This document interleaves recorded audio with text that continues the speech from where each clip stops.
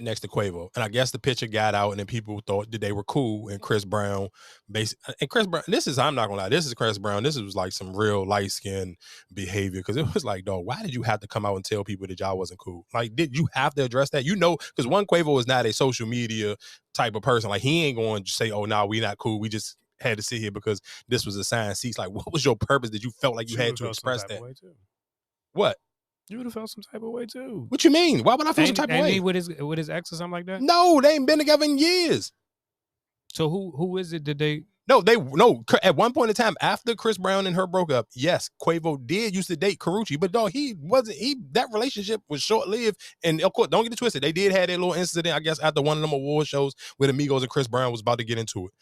Cool, but my whole thing of all of that, still, I think that happened. I think I seen a post that say that happened in 2017. No, it's 2024.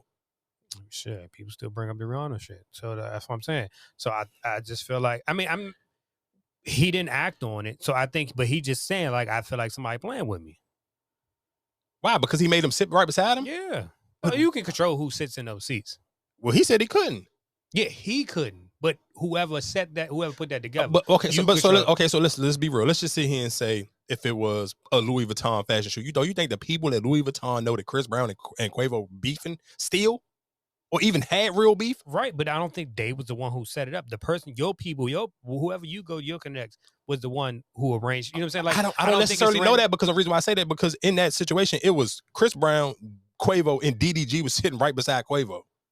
Like, I don't sit here and think that they probably just say, okay, we want these people on the front row of our fashion situation. Like, I don't necessarily know if they knew who was going to be sitting right there, or they cared, or even to knew that they was beefing like that. Like I said, 2017. Like, bro, that's a long time ago. You told me that was 7 years ago? Like, who really would sit here thinking about y'all two beefing? And why, even if that was my whole point of what I'm saying is, why do you even have to address it? Because people was like, oh, they cool. So, okay, cool. Why you just couldn't let that be? Let people think y'all was cool. Like, why you try to make it like, oh, it's something is really smoke?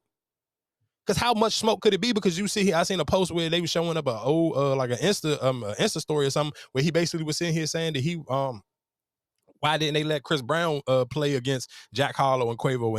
And Chris Brown was like, because y'all would have cooked both of them. That was a number a couple years ago. So if you was willing to still play basketball against him, how much is it really beef? That's my point. Where I was like, bro, that's just some corny. You being corny and light skinned. Like, dog, you literally went out your way to tell people that you and him still not cool, because nobody was thinking about that. And y'all was literally sitting like knee to knee, like y'all knees was rubbing.